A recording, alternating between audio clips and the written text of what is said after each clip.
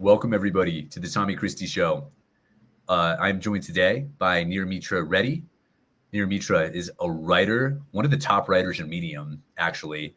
A writer, a thinker, an all-around awesome dude. And I'm very proud to call Neeramitra a friend.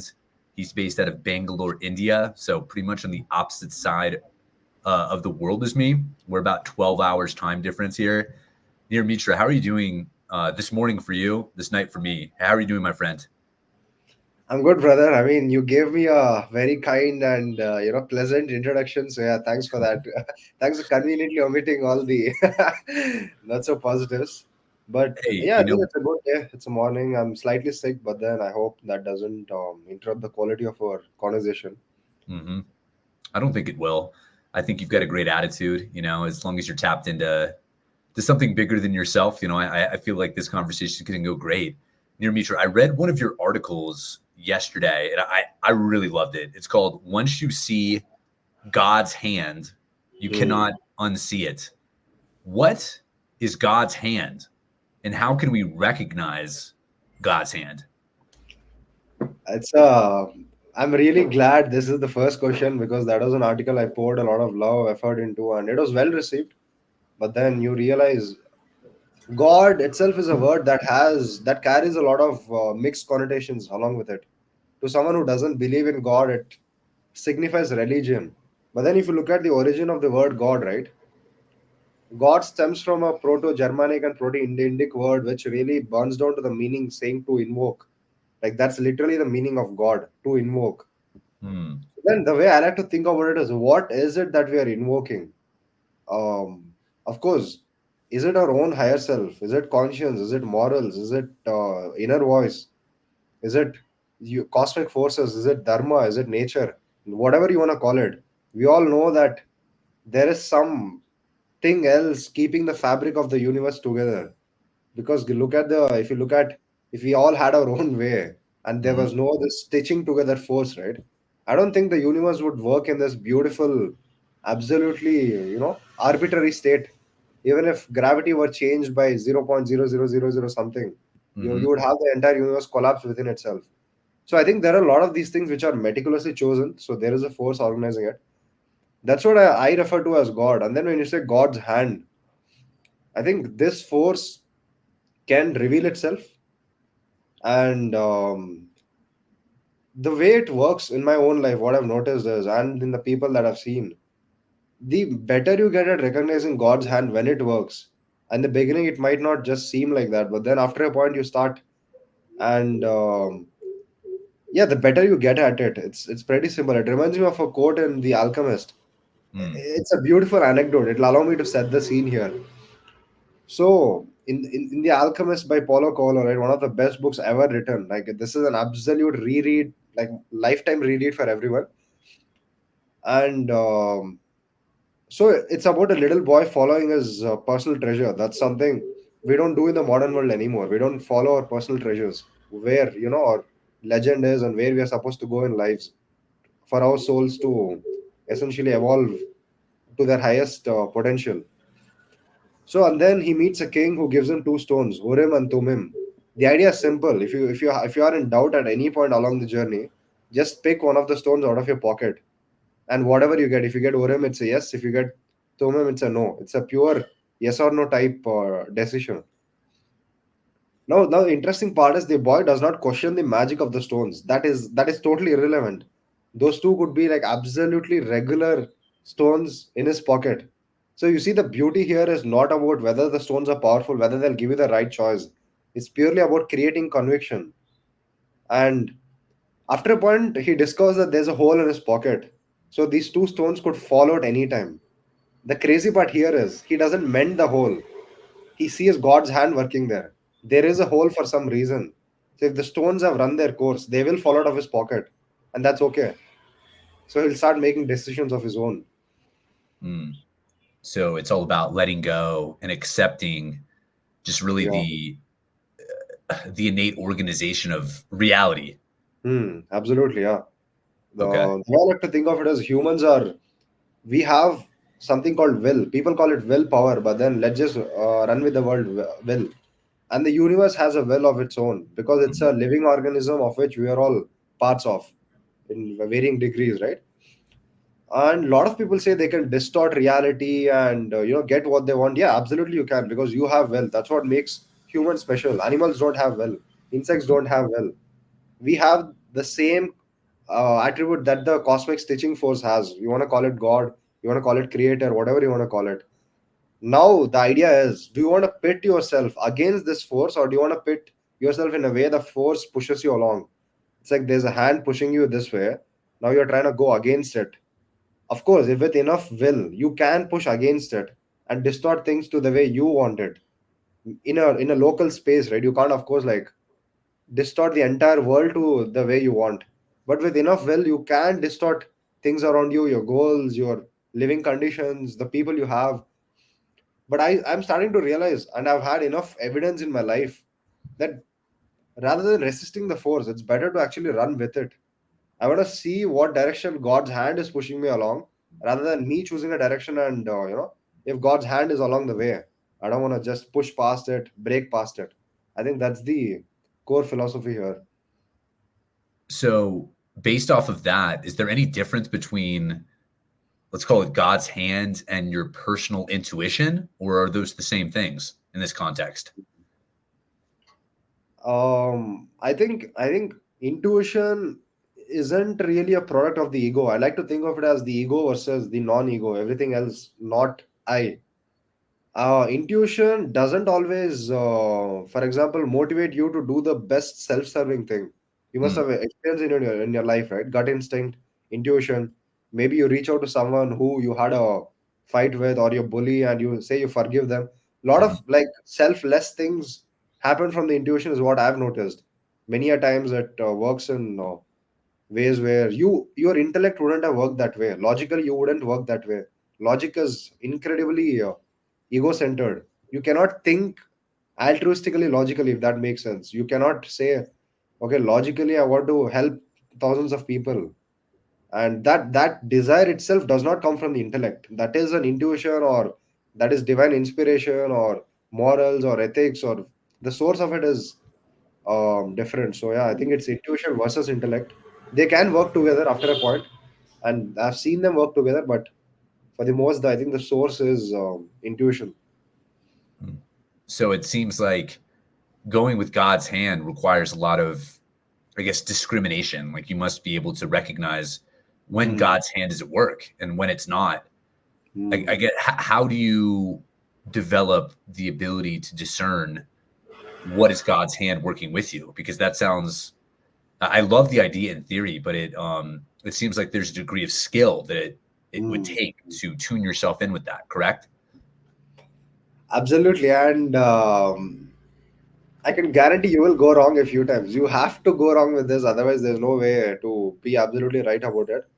But generally, the way I try to look at it is, whenever you're overthinking or you're in a flux, I believe the right decisions are something the unconscious mind essentially takes in a fraction of a second. And whenever you are dealing with something or overthinking something at a conscious level, 9 out of 10 times the decision is already made. You're really trying to rationalize yourself to take the opposite, which the Mm, ego, the intellect wants, but which may not be the right one. I think that's where God's hand really operates. If it's pushing you in a direction where you already wanted to go, which might not be as dharmic, might not be as right. That's where I think it's not really God's hand; it's pure rationalization and coping. But then there are times when its real power is evident in the direction that it's pushing you in the direction your intellect does not want to go. mm, I- interesting. So, In a direction your ego does not want to go, essentially. mm, do you view in this situation as ego the enemy? Like, that book by Ryan Holiday? Do you think the ego can often be uh, an enemy? That's if you look at certain Hindu schools of thought, right? According to this, and it's very experiential as well. Even in power versus force and the entire ideas that you have out there, the ego is the second strongest force out there, next to only God or power or absolute infinity or anything else, like the self, which we are, not the form thing, the body that we are wearing. So, is ego the enemy? Like, if you're operating out of shame, fear, hatred, anger, or many of these other things, someone operating out of ambition is incredibly more powerful than all these people. Mm, Like, the ego constructs are essentially ambition and desire, and these are the people who are ruling our world, right? You look at the most influential men out there right now. Andrew Tate, for example, that's a man driven by ego. But is mm, that a bad thing?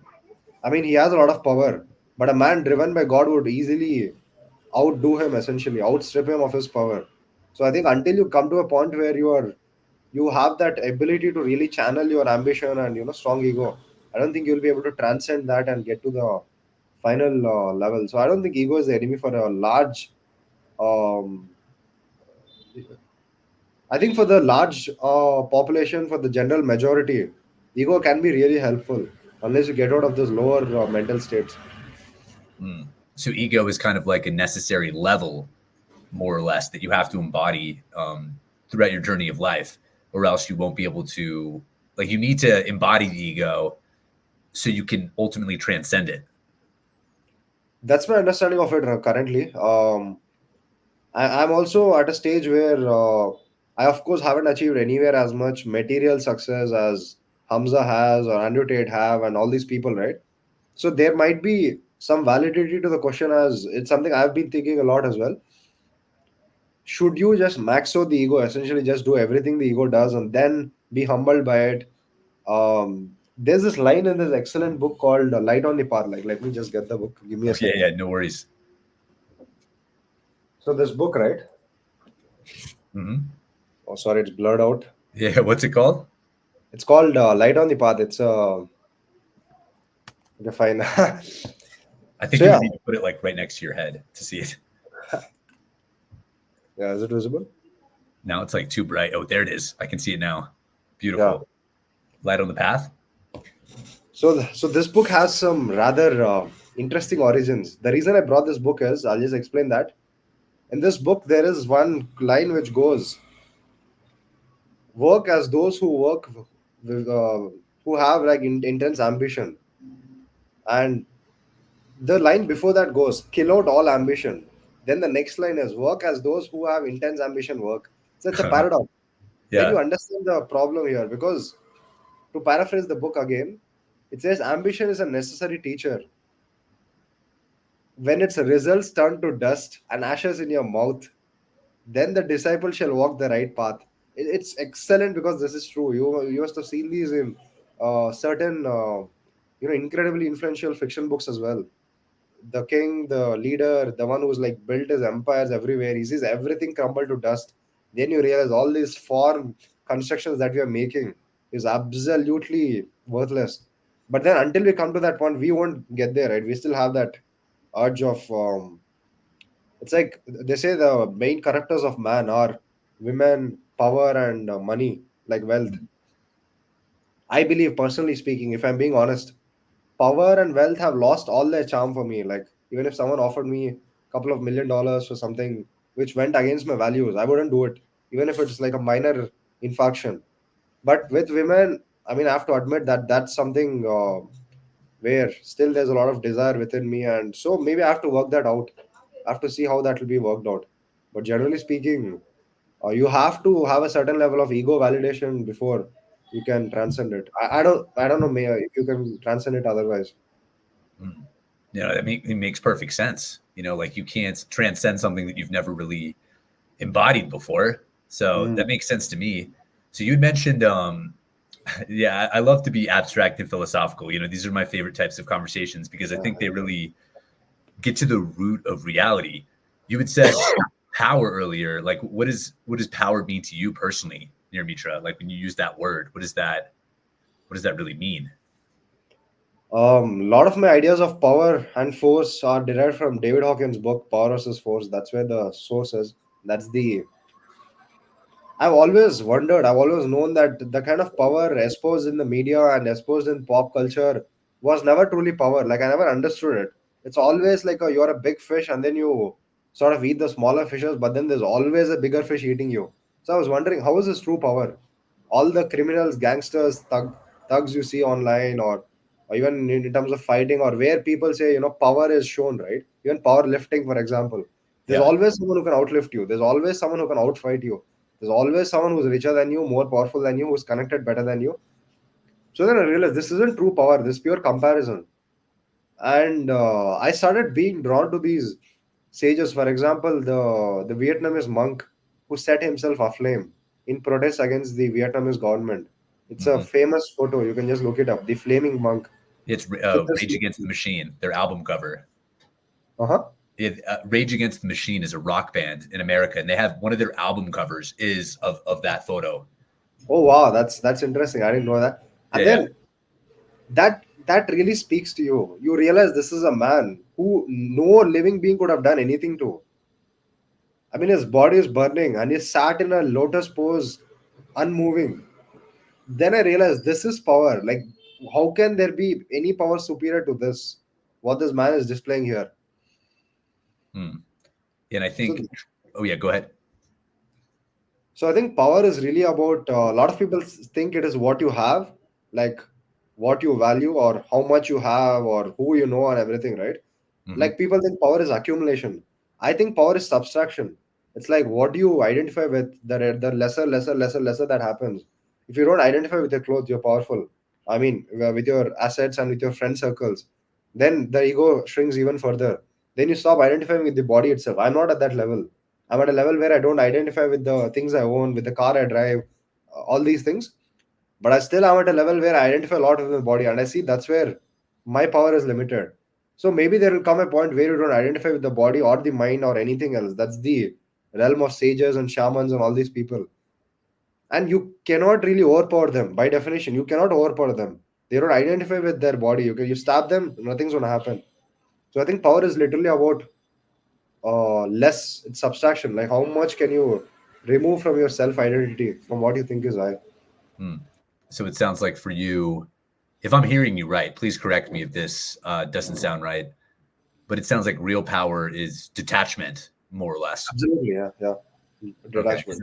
Yeah, that's the core kind of concept because that guy who lit himself on fire was just Mm. fundamentally detached from almost physical reality in general. He was it seems like he was pretty much just of the spirit. He almost didn't feel physical pain. And I think that's a message that I've been reading the Bible recently actually. It's been a Mm. very powerful experience because it's so central to our culture here in the United States. If you really Mm. look at the Declaration of Independence, our Constitution, really all of the United States, our entire government governing structure is founded on this kind of Christian ideal. And I think from Christianity, we got this idea that the individual has power. That's an idea that wasn't really espoused before. And it's really just the foundation of a capitalistic system is the Mm. individual, the right of the individual, the power of the individual. And I think that's something Jesus Christ was able to do successfully, was detached from his physical form, on the crucifix, something that Buddha was able to do. I Mm. haven't really studied at all Hinduism or uh, Islam for that matter, but I would assume at the core of those religions, there's probably a very similar doctrine, right? Does that get to the core of Hinduism as well? Detachment and um, being more of the spirit than the material world. Yeah, absolutely. It reminds me of what Swami Vivekanand used to say. Vivekanand was one of the best orators the country has ever produced. He was a world parliament of religion speaker and everything. So Swami Vivekanand used to say that in India, the fundamental recognition itself, or the fundamental assumption of what we are, is different. I think it's in the West. It's more along we have bodies and we have souls, right? Like that's what people. That's the general way of thinking. In Hmm. India, it's the opposite. We Most people in India, you just go to them, they'll say that we are souls and we have bodies. So that's the fundamental difference. That really, India as a country is way more spiritual just because it like runs in everything. It's 100 years before you would never find any agnostics or atheists or anyone else in the whole country. I think that's also like a very new trend. You always had people who are religious, no matter what. You could be called primitive as well because it wasn't that developed. but the spiritual base has always been very rich Mm. in Hinduism and the country itself. And Hinduism itself is a blanket of many religions. Hinduism is more like a all-encompassing philosophy rather than a religion. If that's a better way to explain it. Interesting. I mean, I think that so it's almost like an analog for India itself. Because I view, when I think of India, I think of a place that is really just many, many different nations under one nation. It's like one of the most culturally diverse Hmm. regions on Earth. But the British just put this label on it, and like this is India now. So Hmm. it seems like Hinduism is almost like a proxy for India in a way. Yeah, I think that's a good way to put it. But then the problem here is, if you look at the demographic and the population of India itself, you have a big percent of Muslims here. You have a big percent of Sikhs and a lot of other religions also. So it's not all Hindus, mostly Hindus, maybe 70%. I'm guessing. I don't know the exact number, but yeah, Hinduism has this core philosophy called Sanatan Dharam. That's the philosophy. It's not just a religion. Hinduism itself, there's Shaivism, Vishnuism, Brahmism, and all kinds of, I don't know how many offshoots there are. Probably like hundreds of subcultures. There's the Naths, and even despite being staying in India, I still don't know the full sort of vastness of Hinduism. And then you have duality, non-duality. So yeah, Buddhism is more of an organized. There's Hinayana and Mahayana. Like those are the only two main sects you have, and the way they think is slightly different. But it's way more organized. The teachings are way more coherent. Here, it's rather different. Hmm. It's a hodgepodge, kind of like a just in Hmm. America we have this dish called gumbo, which is where you just put a bunch of different things together. So it's like almost like a religious Indian gumbo, correct? Right? Yeah, yeah, yeah. I remember the word gumbo from that iconic Oscar speech. Matthew McConaughey's speech where he talks about his father. I just recall that. So yeah, it's a hodgepodge, but then it's really about the core, right? Non-dualism in India is incredibly developed. You had some of the world's best non-dual teachers in India. So the Bhagavad Gita is non-dualistic, and the Upanishads, they are non-dualistic. The Indian texts, right? And Yeah. then the depth of non-dualism understanding is, I think, it precedes the rest of the world. It really just started here, and then now you have people talking about non-dualism even in the West. But Alan Watts, I think, talks quite a bit Hmm. about it. J.K. Jiddu Krishnamurti, he was an Indian. He spoke Hmm. a lot about non-dualism, and but Shankara, and these were the people. The Advait Vedant school of philosophy is purely non-dualistic, and Hmm. trust me, that 1,000-page book written by Shankara on it is the most comprehensive and complex piece of epistemology you'll ever read. It's like this is like dense. You read a page and it'll take you a week to comprehend what is being explained. And yeah, so Hmm. absolute polarizing country. Yeah, I love both. I've read some Alan Watts and Jiddu Krishnamurti as well.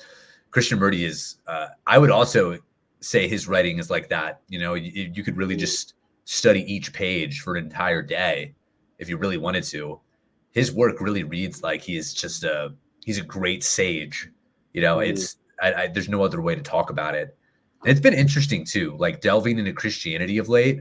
I've run into a lot of dogmatism. There's a lot of dogmatic Christians who insist that every other religion on earth, like I saw a tweet the other day, mm, for instance, it was from an account that talks, they're self-proclaimed radical Christians, and they talked about mm. how all other deities in the world are products of Satan. And I couldn't agree with that. I tried to read it and I was like, I understood as like a Christian why you would say something like that, but it seems to me that all of the religions in the world are really pointing to a singular Yeah, truth about reality.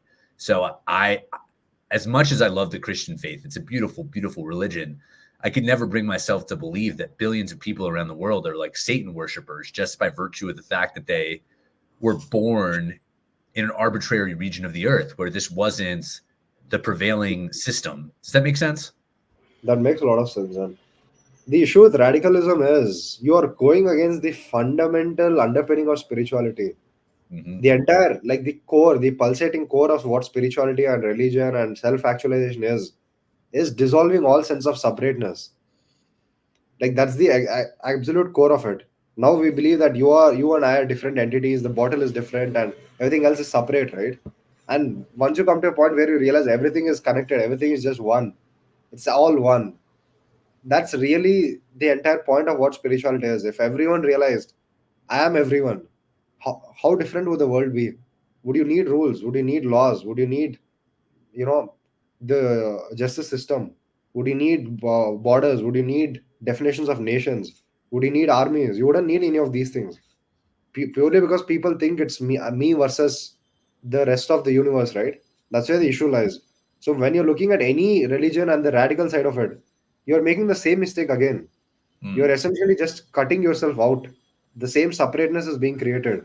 So it doesn't matter if it's Christianity or Hindu. There's a lot of radicalism within Hinduism. There's a lot of radicalism within Islam.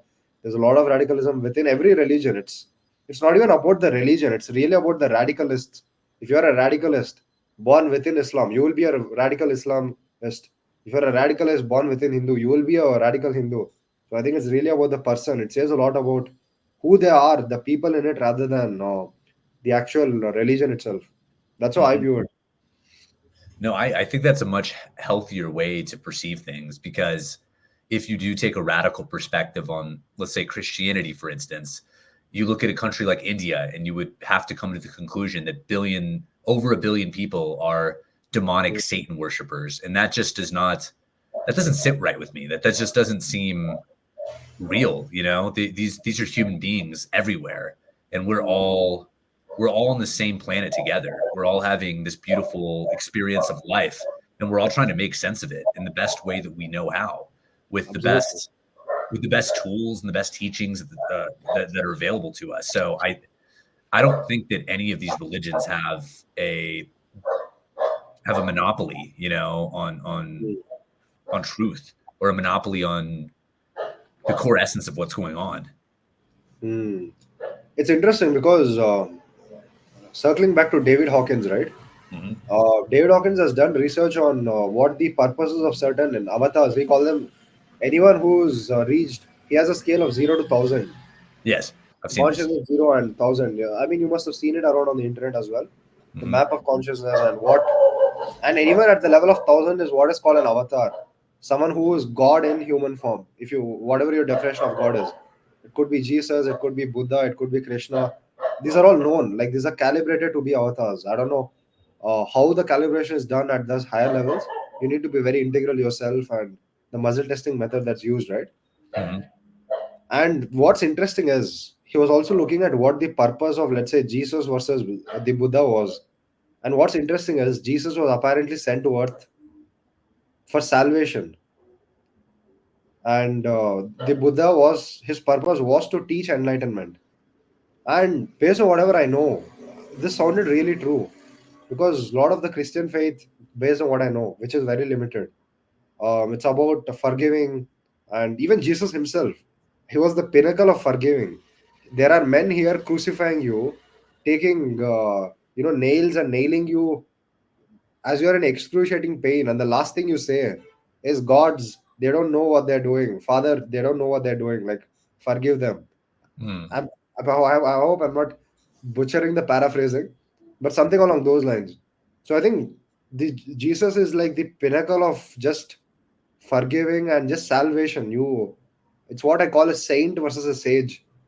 That's an interesting thing. We'll just get into it now. So you see the saintly people. I think Jesus is the ultimate saint. Like I haven't seen anyone else who's like a greater saint than him. But then when you come to the realm of sages, that's where things get a bit weird. Even if you look at India's well-known sages, right? Sages can be a bit eccentric. They can be a bit weird. Some might smoke. The others might live in garbage dumps. The others might just run around naked. So I think sages are way more outcasts than saints are. Like Mother Teresa is considered a saint. Um, Mahatma Gandhi is considered a saint. Jesus is obviously the ultimate saint. So the world recognizes saints easily. The world dismisses sages easily. That's the that's something I think I've been realizing of late. Mm. Well, I would say too with Jesus particularly, he was he was pretty much an outcast. He was uh, Hmm. hated by many people and ultimately like put to death in front of people as well. So I think he's like on a weird. If you were to make a dichotomy, I think he'd be kind of like on the intersection of those things. And also, which you Hmm. reminded me of as well with sages. There's this Greek guy. Have you ever heard of Diogenes? Yeah, Diogenes, who hasn't heard of him? It's Yeah, I mean, he reminded me a lot of that too. I feel like even the ancient Greeks had sages as well. I think the ancient Greeks were. I'm hmm, biased because I actually have Greek blood. Like 50% of my blood is like hmm, Greek Cypriot, so I'm very biased towards the Greeks. But I think that they had such an impact on the trajectory of our culture, like our global culture now. Because I feel hmm, like here in America, we've essentially I think our greatest export is our culture. I think we've changed the entire world through we've had hard power, through our military, and then we've essentially held everyone down and forced our culture on everybody. And I think India is actually doing that now with Bollywood, as Bollywood gains more power. Um, you know, it's yeah. I guess I see what you're meaning. It's a lot of people have this entire West versus East, and I think it's a very stupid dichotomy that which is the better. Like that's a stupid question to even begin with. What is better? The definition yeah, of better itself is complex, and then even Vivekanand, for example, based on my interactions with my countrymen versus all the foreigners I've met online, all my friends, right? hmm We have what is called poverty of ambition in India, especially. We are hmm impoverished in terms of not just wealth, but then ambition as a whole. You see the ambitions of most people here, including myself, because of my conditioning.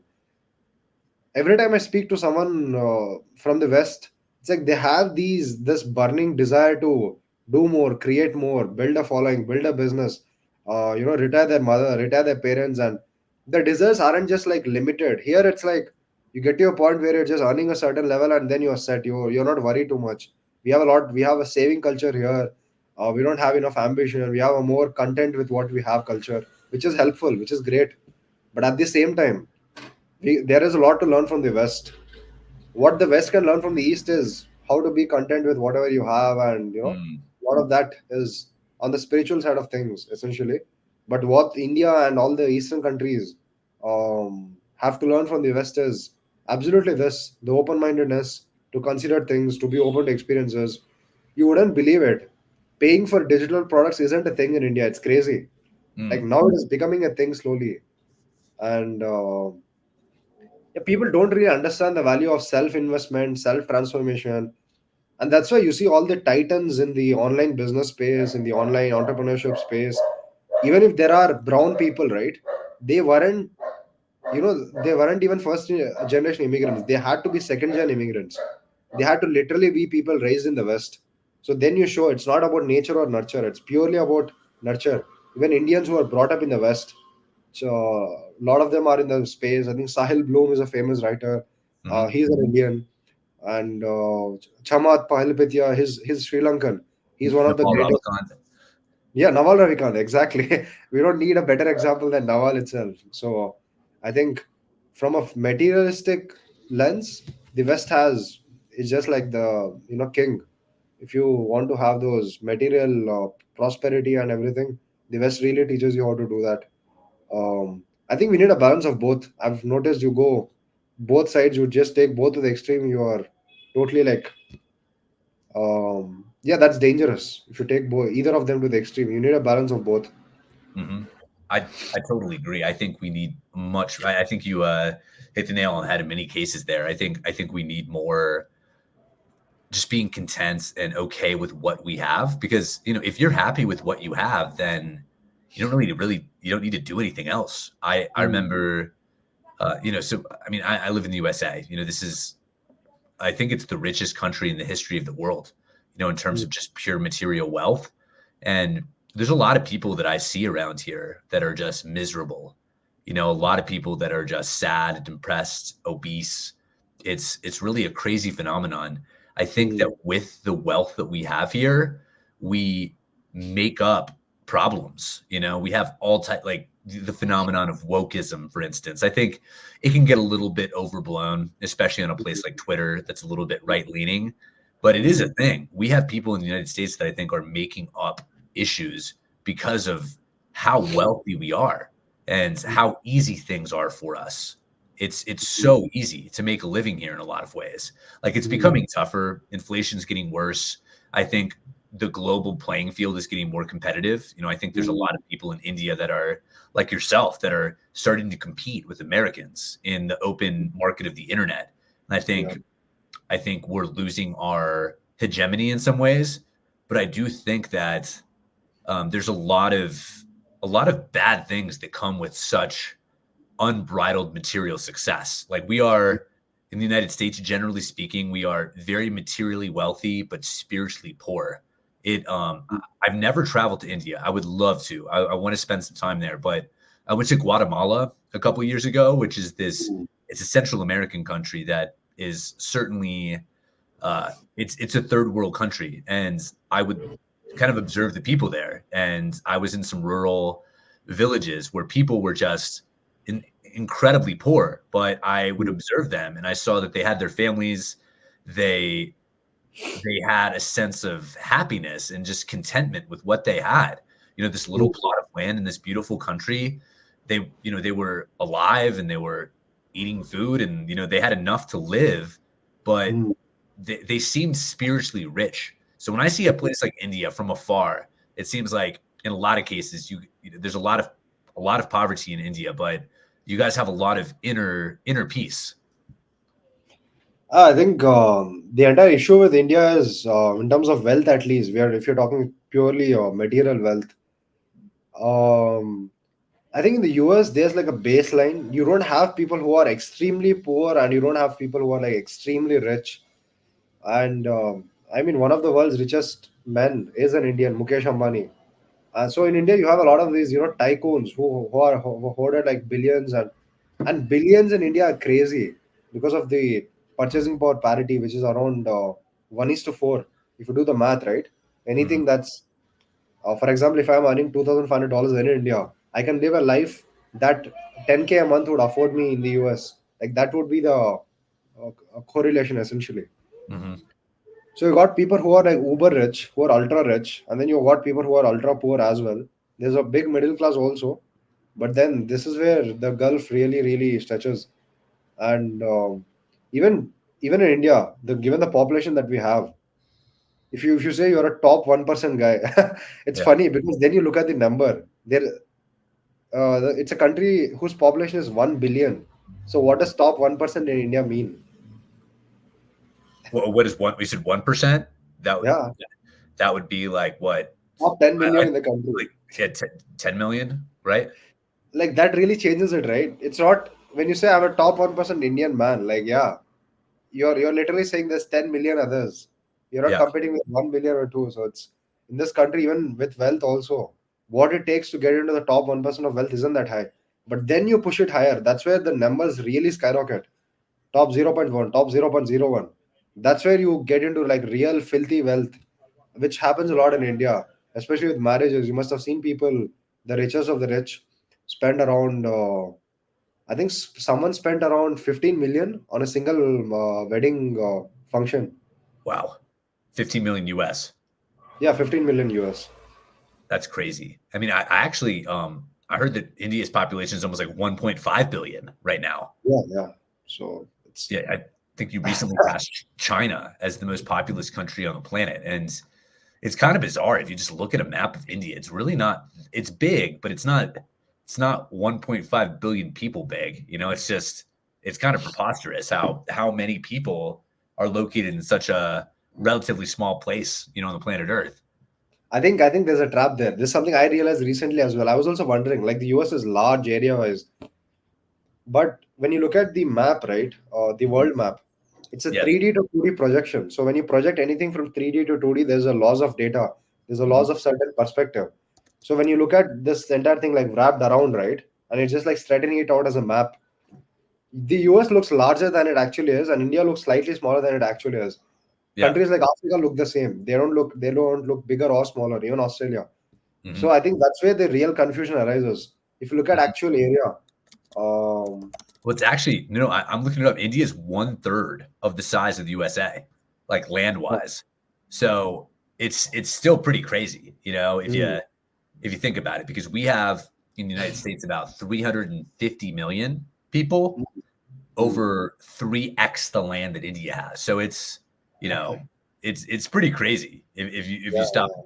Yeah, and also like I understand Pakistan and Bangladesh are also they have similar density of population. For me, it's just such a fascinating region of the earth, because it is the Mm. densest concentration of humans on the planet. So it's just kind of trippy to me. I guess I've never seen it that way. I think it's also highly locational based. Where I live in Bangalore and many of the top cities, Mumbai is more on the concentrated side. For Hmm. example, Mumbai is a city which is area-wise smaller than Bangalore, Hmm. but the population is, I think, 2x of it. I think it's 2 to 3x. So that's a more dense city. And similarly, Hyderabad is, I think, India's biggest city. Bangalore is second. We have it pretty chill here. It's not like highly crammed, and we don't have a lot of skyscrapers. We have more Hmm. individual houses, localities with lawns and wide roads and everything. Really depends on where you're looking at as well. It's really hard. I've never been to the US, so I can't comment for the whole of US. But India, it's crazy. Like the few cities you go to, it's all different everywhere. The Hmm. cuisine is different. The languages are different. We speak around, I think, 100 plus languages in the country. Hmm. So it's crazy. I know around six languages myself. Whoa, So it's and my girlfriend speaks three different languages. So in our household, if you were to get married and have kids, the kids would speak 9 or 10 languages total just by that's along with crazy. English. Yeah, I can speak about two. I can speak I'm not fluent in Spanish, but I'm pretty good. But Mm, I'm an outlier. I think like here in America, we are so geographically isolated from the rest of mm, the world. We have two gigantic oceans on both sides of the mm, country. So I guess we have Mexico and Canada. Canada is almost totally English, and Mexico is kind of like our little brother. Like we just use them for industry pretty much. So it's very rare, I think, that Americans speak more than one language because we just mm. simply don't need to. And I think due to us in Great Britain, English is the lingua franca for the global economy. Like I feel like if you can't speak English these days, I think that really sets you back in a major way, right? It does. And the interesting thing here is by necessity in India, by necessity, you have to speak three languages. Of course, you need English if you want to interact with most other people globally and everything in corporate scenarios. And you need Hindi because that's like the national, it's not the national language, but generally speaking, South India, where I stay, it's only 4 states. And all the 24 states above, right? It's all North India. So the South India, the 4 states speak four different languages. Most of North India above speaks Hindi and a couple of other. So you need to learn Hindi. I know my Hindi is very fluent, precisely because I have a lot of North Indian friends.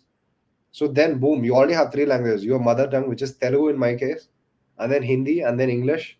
And after that, since I live in Karnataka, which is the one of the South Indian states, my native is Andhra, which is the other South Indian state where Telugu is spoken, and here it's Kannada.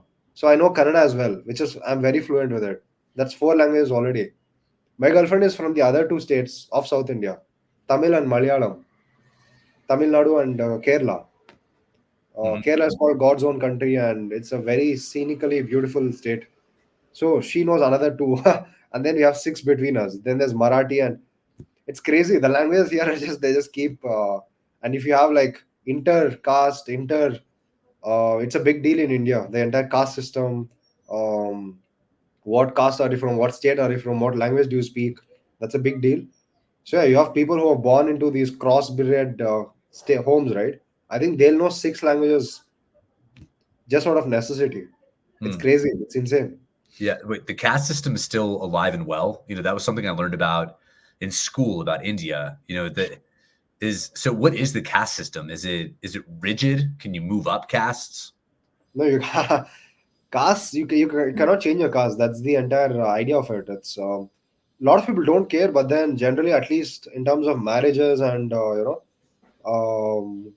especially marriages itself. I don't think it's a big deal anywhere else. There's reservations in government jobs for certain lower caste people, scheduled caste, scheduled tribes, SC, STs, and everything. And funnily, Christians come under SC in India. So if you're Christian in India, that's because most of them were tribals, the converts to Christianity, right? In the modern day in India. Not true for everyone, but for most of them, they were from underprivileged states where they were promised money and healthcare and everything by the missionaries. So even Muslims come under a lower caste in India. Um, Hindus, even in Hindus, there's a lot of different gradations. Hmm. So I come from a caste which is considered Kshatriya. So the way it works is there used to be a system where you had the Brahmins, essentially the priests and the learned men, right? The scholars and everything. Then Hmm. you had the warriors, the ones who would be in the army, the ones who would lead armies, the ones who would command people, and the generals and everyone else. Then you had the traders, the ones who would own lands, the landlords who would like lease it out to others, and then you had the final category of laborers, cleaners, and everything. This was the four-tier system we had in India, and most of the castes you see today, they have trickled down from this Vedic system of these four castes. The Brahmins are considered the highest caste, and funnily, in the modern day, they don't have any reservations anywhere. And I come from the caste which is the Kshatriya and the landlords, right? Sort of like a cross from both of them. All three are considered upper caste now, and yeah, the fourth one and all the other things are considered lower caste. It can get very complex, so it's best if you don't dive into it. Oh yeah, no, we don't have to go too deep. It's just fascinating for me because I think that there's such marked differences between the ways that we organize ourselves in both the West and the East. I think that the listeners of this podcast are primarily going to be based here in the West, so I think it'd be pretty enlightening to hear about this, at a high level. The differences between the ways that humans choose to organize themselves. It's fascinating. Something I also wanted to talk about with you, Mitra, on this podcast was your writing. You're a writer. How? I guess a better question is, what is your writing process? How do you figure out what to write about, and how do you go about researching what you're going to write about as well? I'm really not the best person to essentially. The way it works right now is very weird. Honestly, it's not practical. There was a point where I had all the systems that these online creators sell to you. I don't want to call it everyone, but then most of them are disingenuous. They don't have your best interests in mind. There's a reason, despite being one of the top writers on Medium and writers with one fourth of the followers that I have, I'm closing in on 40,000, and I think I'll hit 100K by the end of this year. Hmm. They are selling you courses, they're selling you cohorts, ebooks, and everything. Long form writing can't really be taught. You can maybe give someone the basic tools that, yeah, this is how you. It's like saying, I'll teach you how to be a farmer and I'll give you a spade and a shovel and place to like dig out. You still have to figure out the actual process of digging it out, planting the seed, and then plowing it and everything. Hmm. So coming circling back to my process, when I started, there was a point where I was brainstorming for ideas. I had a series of running headlines. I would write like, the practice the headlines, get better at writing headlines, then do my research generally, just keep it aside. But the way it works now is pure sort of impromptu writing. I don't schedule anything. I don't know what my next article is going to be. I purely wait for, I call it the pull method. I'm not trying to push ideas. There are certain ideas that just come to me in the shower, on the toilet seat, when I'm outside, anywhere else. They just like come. And sometimes divine inspiration comes in a way where the entire article just comes to you. It's crazy. I can't claim credit for it because it's just coming. The entire article has come to me sometimes in the showers. Some of my biggest hits, right? And then I know the outline as well. But sometimes the articles are slightly vaguer. For example, the God's Hand article just came to me. I just saw that, and in a moment, I just like realized that. Now, yesterday, I had an idea. The article is about why the right questions are more important than the right answers in life as a whole, and that's a pretty abstract idea, and I haven't like fleshed it out yet. So I just like sit with these drafts.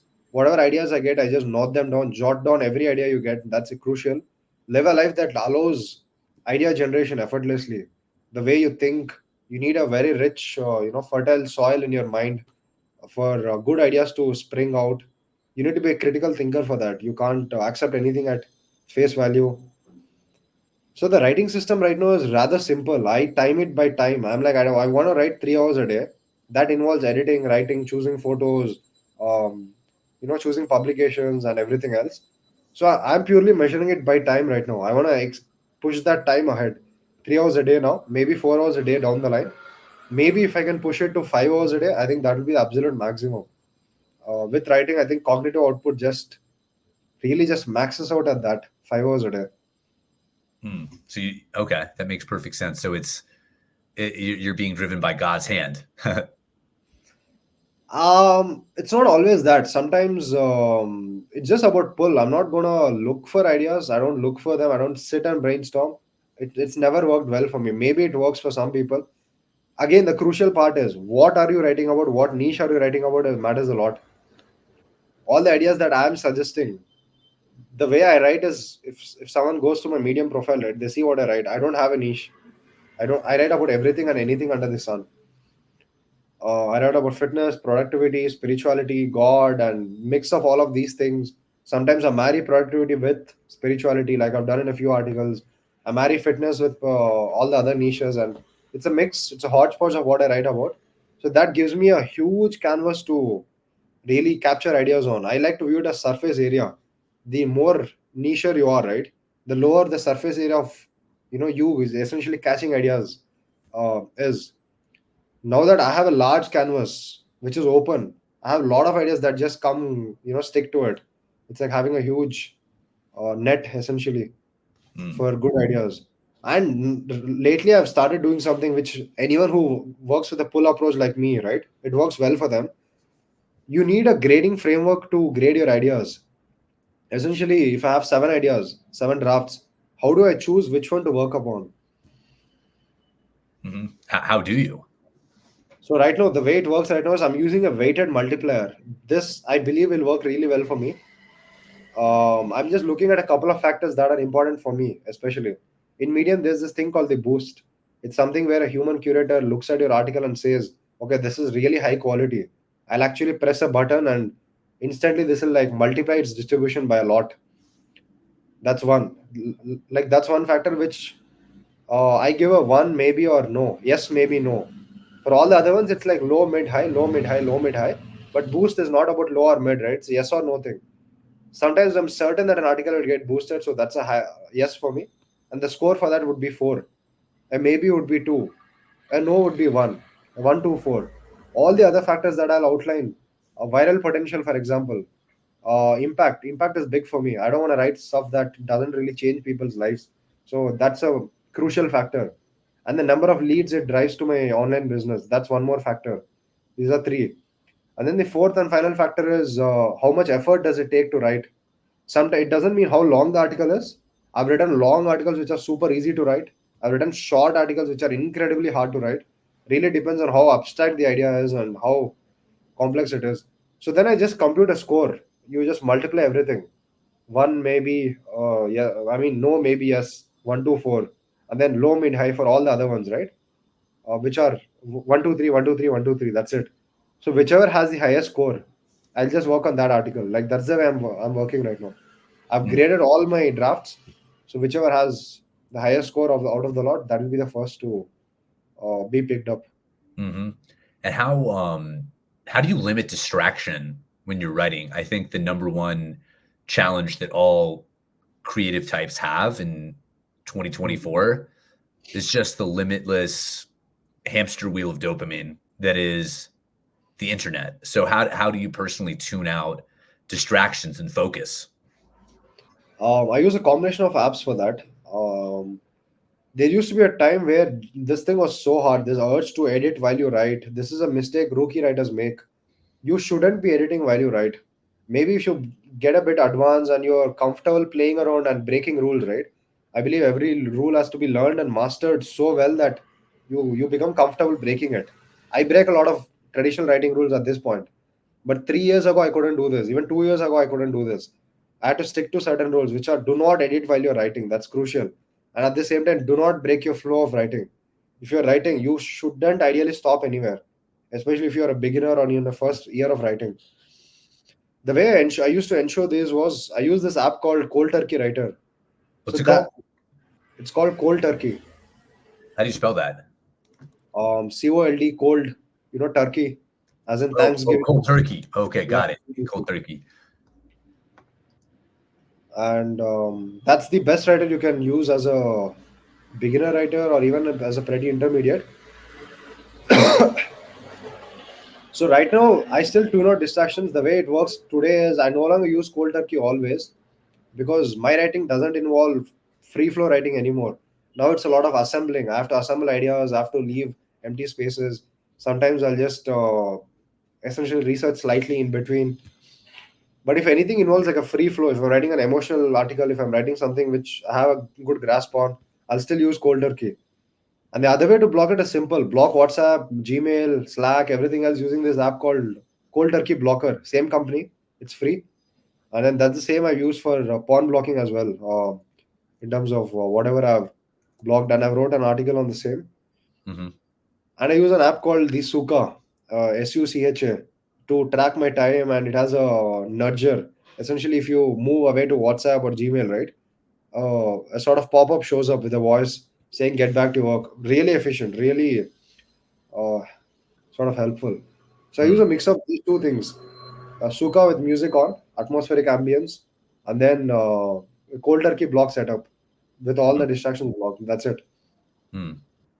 Fascinating. Okay, these are great. I've heard of cold turkey. Actually, Dakota Robertson. I learned about it from him. And he's a big writer online. So, a question I have for you too regarding your writing: like, do you have a long-term goal or vision? Let's call it 10 years. Like in 10 years, where would you like to be with your writing? This question is always tricky to answer because in my current iteration of life, I've been humbled enough by God's hand, so to say, for me to stop having any concrete goals. If that makes sense. It's a Yeah. very dangerous approach. I wouldn't recommend this to everyone. It's still not. It's still something I'm figuring out the ropes of. How do you stay motivated and perform at your best without having goals? Like I work in a very weird way. I don't have deadlines. I don't have goals. I have a purpose. Obviously, you need purpose to streamline everything. But then that's it. There are no strict deadlines. There are no strict goals. I don't have X articles that must come out this week or X follows I must hit. Anything like that, like traditional advice, right? So in 10 years, um, if things go the way I'm going, I want to have a couple of books out, maybe one or two at least, for sure. Like that's the direction I'm heading in. As my insights get deeper, I'm noticing that earlier they used to be all over the place. Now all the systems that I'm building, the ways I'm thinking across different things, right, across subjects, they're all coalescing into this one overarching philosophy of life. And in 10 years, I'll be like 33. Uh, I'm 23 now. I'm turning 24. So I'm guessing once my prefrontal cortex fully develops and my life view stabilizes, I might have more of a cohesive philosophy to share. So maybe in the online space and coaching solopreneurs, I have my whole product line built out. I'm doing a lot of offline projects as well. We are looking at permaculture farming projects with a couple of friends that I know offline. Hmm. Um, it's bound to be interesting. 10 years for me is too far of a timeline to even visualize anything. Even Mm. 5 years is too far. I didn't know I would be here 2 years ago. Like, wildly different from what I envisioned. 2 years ago, I was like a red pill dude who was like looks mags myself, and I was looking at building like a male lifestyle business and, creating, let's say, something like Tate's war room in India. Like, this was the direction I was going in. And boom, things couldn't be more different now. So yeah, I can't really give projections into the future. Even 2 years is too much already. Mm. That's a valid response. I really respect that too. So essentially, you have no idea. But you probably like to have some books published, and um, but you release all expectations really. The problem with really having an idea, when I give you a good idea, the problem is I'll be attached to that idea. When I tell you I want to have, this is why I use the word probably a lot when people ask me about my future. Probably I'll be married. I could be a father even in 2 3 years. It's like things are just so unpredictable for me, that I want it that way. I don't want it to be rigid, because at that moment you start rejecting omens, you start rejecting God's hand. There have been many times where I've gone in a certain direction, and the more rigid you are about this is where I want to be, this is how much money I want to make, the more averse you will be to certain signs that will tell you to pivot. Maybe there's an omen which is like shouting at you, screaming at you to pivot out from whatever you're doing, and you don't pay heed to it, and that's a real problem. Hmm. I don't want to take names, but I've seen it happen to some creators I really, really admire. The corruption is really easy. It's super easy to be corrupted by ambition or wealth. They're not bad things, but they're powerful things. And anything powerful can corrupt you. When I say corrupt, I mean you grow so attached to it. Even growth itself is a corruptor. This will blow a lot of people's minds, but this idea that I want to grow really fast is a corrupting desire at a certain level. It's like Osho says, right? You want to grow like a flower does. A flower doesn't, agitate to grow. It's not always like screaming that yes, I want to grow, grow, grow, but it still blooms into a flower like a bud, right? Or a caterpillar that is in its cocoon for a long time and it emerges into a butterfly. You look at growth everywhere in nature. Everything is growing, and it's happening effortlessly. It's happening smoothly. It's happening without like resistance. So that's the way I want to grow as well.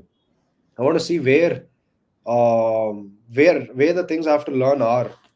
And I'll take Hamza's example since this will go out. I think anyone who might be his viewers would also watch this. I think that's where he has a big lesson to offer in terms of business and stuff. Like, if you are being honest, right? Scaling to 200,000 per month versus scaling to like 1 million a month, the difference isn't that much. You aren't really growing as a businessman. Of course, there might be some growth. You have to change certain beliefs. But I believe things that are subjectively easy to you, right? There might be a couple of things which you, Tommy Christie, are good at. You find them easy, which the general majority might not do. Like, what might be such things? For me, going to the gym is easy. I don't need motivation to do that. It's very easy. Like, writing online is easy. I don't need motivation to do that. Does this mean I cut out everything else? And in my case, right, holding a relationship is hard for me. It's incredibly hard. Dealing with thoughts that make me waver, just committing to one woman, these things are hard. They're subjectively hard to me. But I see people outside, they find it easy. A lot of people I know, right? They don't understand the struggle. So I think the point I'm coming to is growth really means doing what is not objectively hard, but what is like subjectively hard. If I commit to a relationship at the cost of my own material success or online writing success, it might look as if I'm not growing, I'm settling. But in my own head, right, it's the opposite. This is subjectively hard to me. So I'm choosing a path which is harder. Like right now, if I were to look at my options, if I were to break up and just go all in on monk mode and just focus on my business, writing, and everything, that's easy. That is the easy alternative. I'm not even coping. The harder alternative is committing and just looking at a life together and becoming a husband, a father. So, so yeah, in Hamza's case, I think that's something similar that happened. He was faced with the same choice. He chose the choice which would seem impressive to everyone else, which is objectively harder for everyone else, but would, in based on what I know of him, was the easier choice for him. Holding down a relationship was the harder choice for him, because my mind works in similar ways. And that was a long rant. I hope I was able to convey my point though.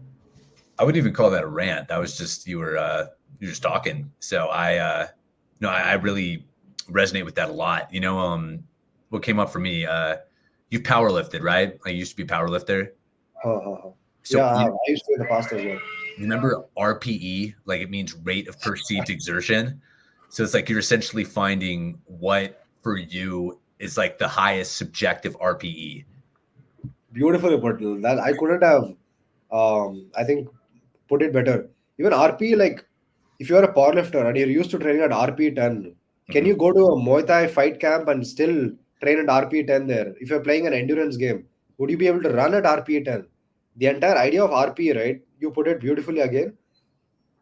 My RP in terms of online writing and living a disciplined life is easy. I can push to RP 10. I can move out. I can wake up at 3 a.m.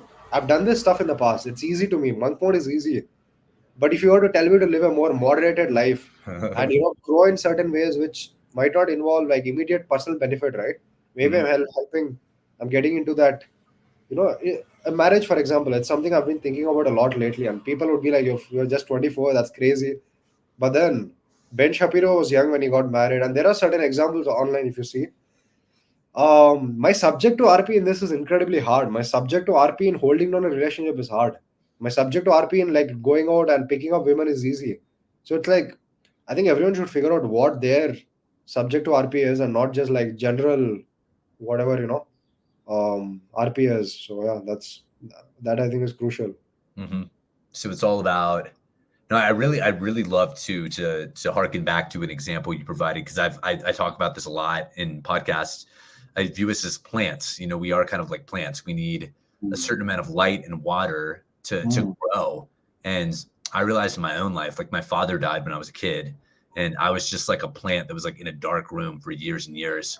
And there's, if I like compare my life track to other people's tracks, it would seem like I'm behind, but I'm Mm. learning to just trust that God is allowing me to develop in the way that it was always meant to be.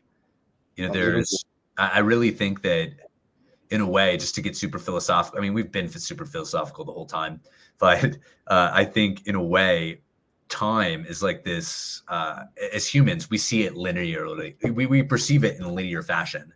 But I'm Mm. not convinced that time really operates that way. I think that all of this has already happened before, and maybe it's happened an infinite amount of times. I think Mm. this is just a product of the way that we perceive things. So Mm. I'm learning as I get older to really like. I really resonate with a lot of what you're saying. I'm learning to just not put pressure on myself, to be anything or to do anything, and just Mm. to become who I really am. There's a book that Alan Watts wrote that really, really hit me at my core. It's called "Become What You Are," That's interesting. I'm adding it to my reading list. or it might actually be called "Become Who You Are." I mean, it's one of those. I think it's "Become What You Are." Become Yeah, what you are. Yeah, I just it's Googled become. it. Yeah, it's just a beautiful phrase that I think um, has just been kind of like the theme of my life for the past 10 years. Is just slowly Mm. chipping away at what isn't me and getting closer to what I really am. And I think what we all really are is just infinity. I think we're God at our core. That's true. I agree with that. Divinity is in every. It reminds me of another Paulo Coelho quote. It goes, "Contemplate a grain of sand, and in it you will see all the marvels of creation." It's like divinity or infinity is in every tiny thing. It could be in a bottle. It could be in a. And it's crazy because you notice you observe things. You just. And the problem is once you're operating with a non-linear realm, right? Like we spoke about, you can't. I don't really know where an idea for like a 1 million view article will come from. I might have an article which just blows all my 600 articles written across 3 years out of the water. It's a possibility, right? Yeah, But I definitely. don't know where that idea comes from. Maybe I could lace for a whole year. I could just go to some forest and just do some ayahuasca and just like live with shamans and stuff. But then I might get an insight so powerful that it really changes my entire trajectory within a month of just writing it. Mhm. I think that's why the time linearity. Um, that's also where I believe people say when you grow complacent, if you're not making money, I believe you are the reason, you are the cause which is causing all of this fame, power, influence, money, growing an audience, business, everything, right? You are the cause. The people are buying from you. So the way I believe it is, it doesn't matter. You don't have to cash out on the effects essentially. I am increasing my potential to be monetizable by increasing my personal knowledge capital. The things I know, the way I think.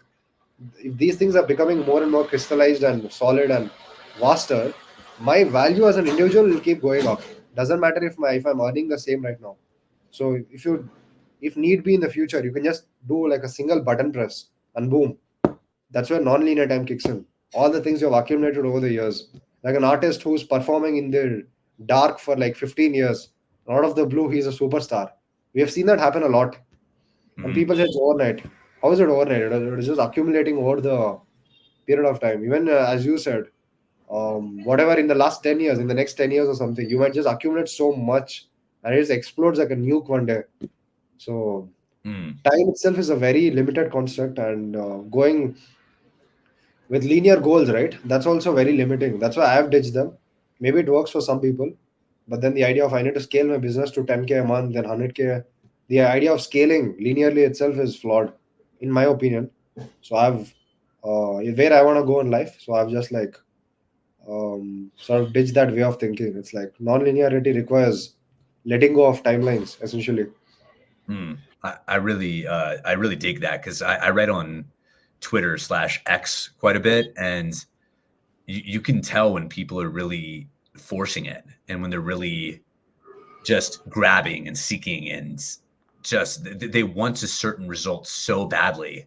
And I Hmm. think the more you want a result, like an end product, the more it's going to just be illusory. It's going to elude you.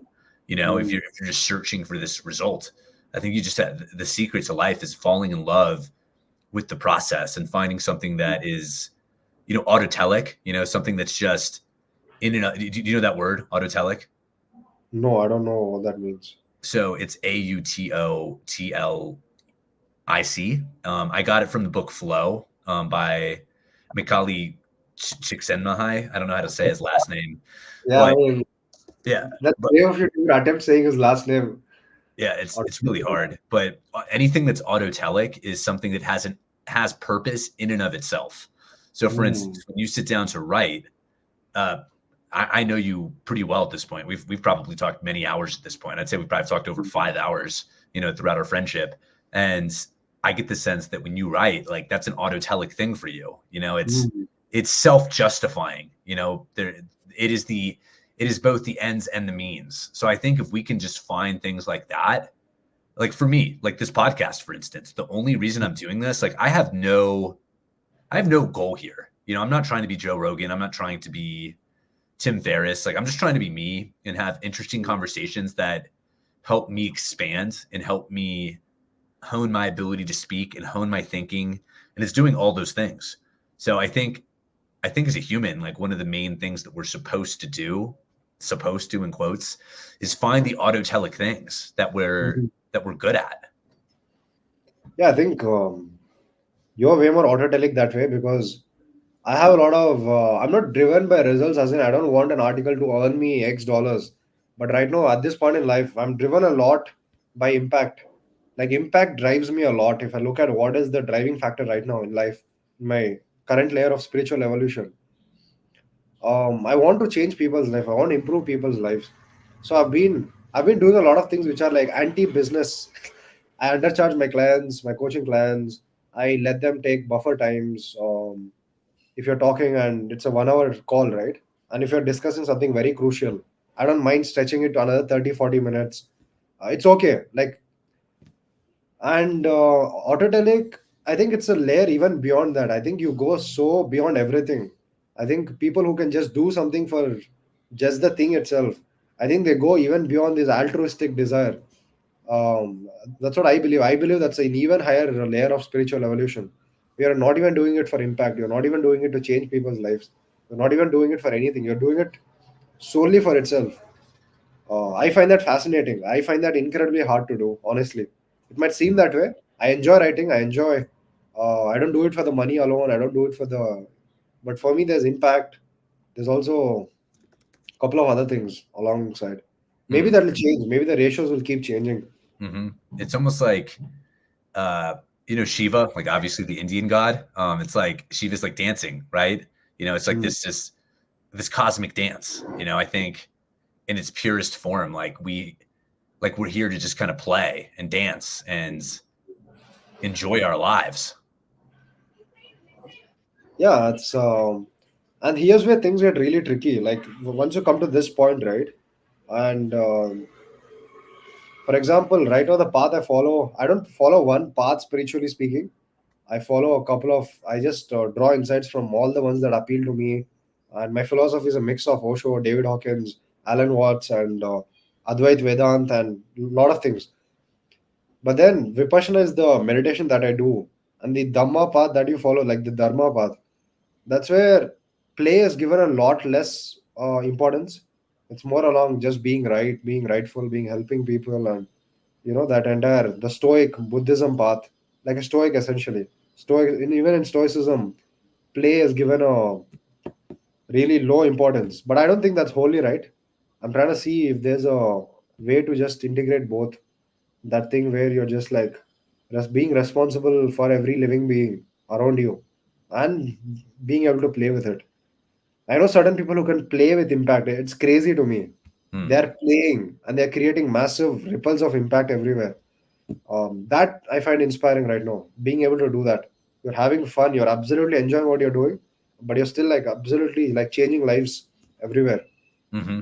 Yeah, I totally agree, and I think I've read a lot of the Stoic work, and I'm a huge fan of Stoicism. But Mm. my main critique with Stoicism is just I think it takes itself too damn seriously sometimes, and it really does. And I think when you get involved with this path of actualization and spirituality and on the path of enlightenment, I think people just lose their humor and they lose their just Mm. joy about things, which I think is just, antithetical to this path. There's, again, you can correct me if I'm wrong. I'm a Westerner, but a lot of the imagery of Buddha and a lot of the symbology of Buddha, he's like smiling and like laughing and just like being Yeah. jolly, and just like being really happy. He's radiating this like pure cosmic joy. So I think Mm. if you're on the spiritual path and you're losing that sense of play and humor and just lightness, I think you're missing the point completely. And I'm not saying you, but I'm just saying somebody like in theory that's on like I've witnessed it a bunch with people like well-meaning, awesome people that I'm friends with. They just get a little bit too serious about it all. And it's like, man, Mm. like this is not serious. Like, what about this is serious? Like we are like we're these weird fleshy apes. We are literally apes. We're great apes. We're like monkeys, like and we're on a rock, like a bumpy rock, and moving a million we're moving a million miles around like an hour around like a sun, like this bright thing. None of it makes sense at all. None of this makes sense. Nobody knows what's going on. So I think you have to have at all times this just really like silly perspective on things, like simultaneously be serious and silly all at the same time. That's incredibly hard to do. Like I see what you're saying, but then I can switch between those as well quite a bit. There Hmm. was a time where I'd gotten too somber, too serious, and like boring. But Yeah. then, that point where you start really questioning everything. I made certain lifestyle changes. I quit meat. I quit eggs. I quit even using cuss words for a while, thinking that this is wrong. But then I started regaining a couple of those, dark jokes. It's okay if it is like funny. We can engage in like really dark humor, sardonic humor. So yeah, you do lose bits of yourself, but then that's where I think the shadow way of going things works really well. You integrate the positive, you integrate the negative, and then you just become one thing. And even the book, the light on the path, right? That's what it says. You cannot like disregard or discard parts of yourself and hope to even like get close to enlightenment. You have to absolutely own everything that is you, unapologetically, and then move towards that. Coming to the seriousness versus silly thing, yeah, that can be pretty challenging, honestly. Maintaining that dual perspective and just, I tend to take myself very seriously. I tend to take things very seriously sometimes, and so yeah, I suffer from that as well. Just having fun, enjoying things, it can get very critical sometimes. Critical of others, critical of myself. Yeah. It also comes down to David Hawkins' sort of levels of consciousness, right? If you look at the top tiers, the ones that come after courage, then there's courage, there's willingness, there's neutrality. Willingness is that willingness to just help people, to help yourself. And then neutrality is where you just don't care. You're like that stoic guy. Okay, things are going to the dogs and you don't care and everything is okay. But the interesting part is love isn't the highest. Like after love comes joy, then there's peace. That is something I find very interesting. Why is peace at the highest of everything else? Like, Oh, then you realize why. you see If you what? love something, if I love you, right, Hmm. which I do, Yeah. like I love Love my you too, friends. bro. If something bad were to happen to you, I would obviously feel bad, right? I wouldn't be glad. I wouldn't be happy. I think that's the cost of love. Unconditional love brings with it a lot of sadness as well. I've seen it happen in certain times when I was very inspired, maybe after a deep meditation session or two, especially after my Vipassana courses, right? I would look at animals dying and I would feel an incredible sadness within, which can't, which is not even like palpable. It's so deep, it's so all consuming. It's Like, why do existential. animals it's an existential sadness. You look at people suffering, like someone suffering with a broken leg, or and you just feel so bad. You observe their suffering. That's where I think unconditional love is more like you weep for everyone, and you're sad for everyone. Then there comes joy, where you see, as you said, right? You see the positive of everything. Nature is changing continuously, and everything is nothing is being destroyed. The soul is eternal. But even in unconditional joy, I don't think you have peace. You're not like peaceful. You're joyous. You're excited. Maybe you're agitated. That's where I think peace is at the absolute highest state attainable. You just don't care whatsoever. Hmm. Anything that happen, you love everyone. You try your best, but you don't care about the consequences. So yeah, it's and the Buddha phase that you mentioned. It's not happiness. I think it's unconditional peace. He just does not care. He's loving. He's all loving. He's always happy. But then it's not even happy. It's like always peaceful. That's it. Hmm. Peaceful. Yeah, it's So like, that's why I started optimizing my life for. Sorry, go on. oh no, no, no, no, you got it, Neeramitra. No, you're good. So yeah, that's when I started optimizing for my life for peace rather than happiness. I started understanding that happiness is a shallow metric. Saying I want to be happy is because sadness has a lot of value. Misery has a ton of value. Misery teaches you things that other things just cannot. I'm Mm. writing an article about how sickness can accelerate your self growth. What I've seen in the last few days. So yeah, being wanting to be happy, wanting to be positive, wanting things to be good. I think that really cuts out the entire crucial other side of life. Peace is where you accept everything equally. So that's what I'm Mhm. optimizing my mind for. Mhm. I like that a lot because I think in a way, happiness exists in contrast with sadness. There's no separating the two things. Like, happiness is simply the other side of the coin. Like, if you're happy, if you're really, really happy, then you're inevitably gonna be really, really sad at some point. Mhm. But I Mhm. think if you're really peaceful. I'm not sure there's really. I don't think that really exists in contrast with something else. And I think when you say peace, I think you also mean, again, to get back to what we had talked about earlier, is detachment. It's being fully detached from your Mhm. reality. And I think that's the core of Stoicism, really, too. I think Stoicism and Buddhism are actually like pretty much the same exact thing. In many ways, I think they're quite similar. That they have different flavors, but I think kind of at their core, they're. I think Stoicism a little bit saltier. It's a little bit like a little bit more like prickly, from what because I've actually read some of the Buddhist texts. I've read the Upanishads, I've read the Dhammapada, I've read the Bhagavad Gita, and they're all amazing books. They really are. Yeah, the Upanishads and the Bhagavad Gita are Hindu texts, but Oh, you're right. oh, The oh. Dhammapada is a Buddhist text, Mhm. and yeah, it's if you've read those, then you have a very good idea of what Buddhism is, and I think Buddhism is more practical. Like Stoicism tells you to be stoic; it doesn't tell you how. The core of Buddhism, Vipassana meditation, right? Buddha's meditation technique, that really changes your mind. I used to be the kind of guy who had chronic anxiety. My rate of speech was 2 to 3 times higher than what it is right now. Whoa, Generally, wow. How long that ago? just vanished. Yeah, by meditation, nothing else. Nothing else changed it. How long ago was that? Couple of months. Yeah, couple of months ago, 6 months ago, 7 months ago. Maybe like right before we started being friends. Yeah, I guess. But then since I started, I don't meditate 2 hours a day. That's the recommended. I'd probably do an hour a day or 90 minutes. Some days I get 2 hours in. But that's my neurochemistry is being revived by it. That is where I think Buddhism really stands out.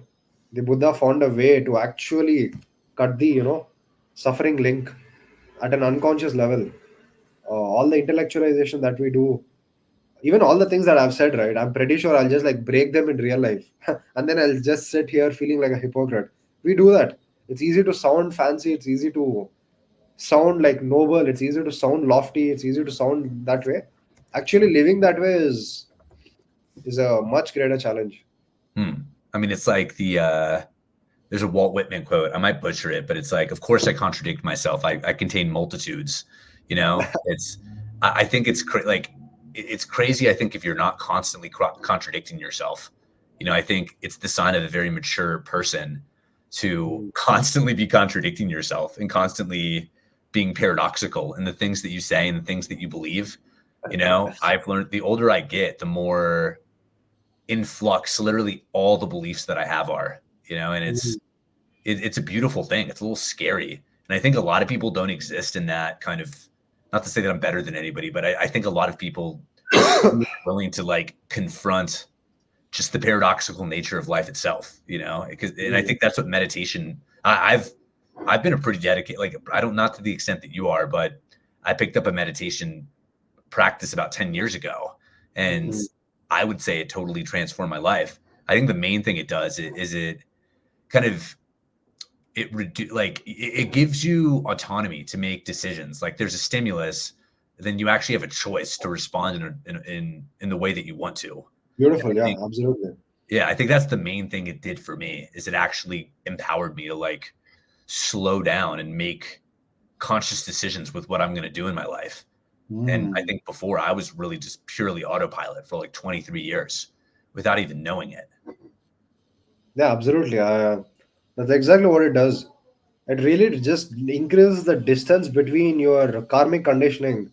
Like karmically, we are conditioned. If you don't believe karma, you can just say that we are evolutionary conditioned to do certain things, to act in a certain way, to react a certain way.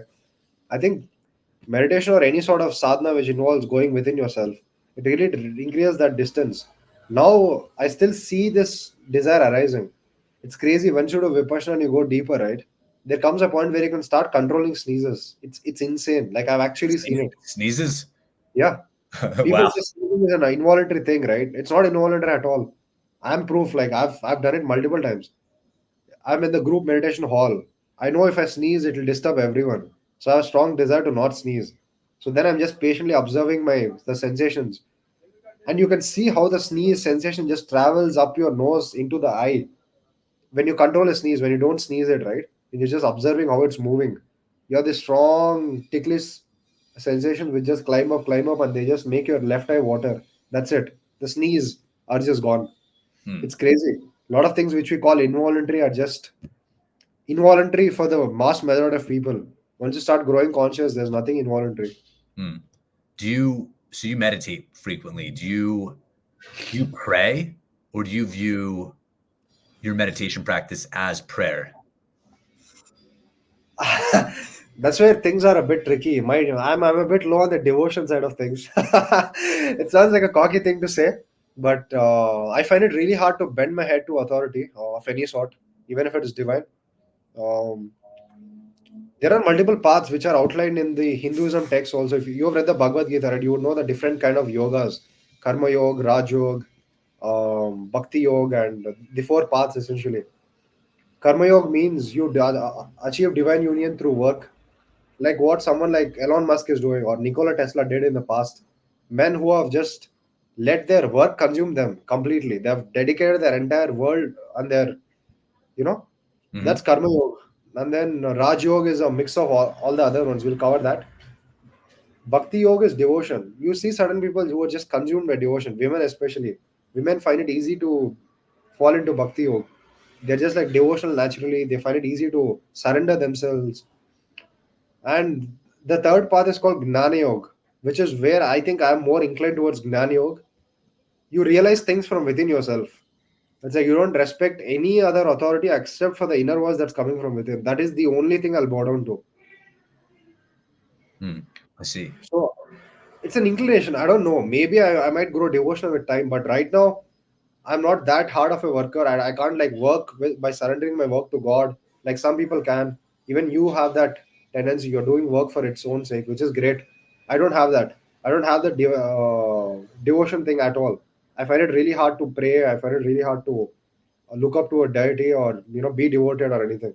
But Gnanyo comes very naturally to me. I can absolutely sit with myself and respect the authority that's coming from within, the voice that's coming from within. Hmm. So I guess that is a form of prayer then. It's just a prayer to, instead of like I guess, an all-powerful prime mover deity, which is, I think what I would call like the Christian God to be. You're just praying to something that's inside of you. It sounds like it's Mhm. almost the same thing, but it's just Mhm. Mhm. a different way to conceptualize it.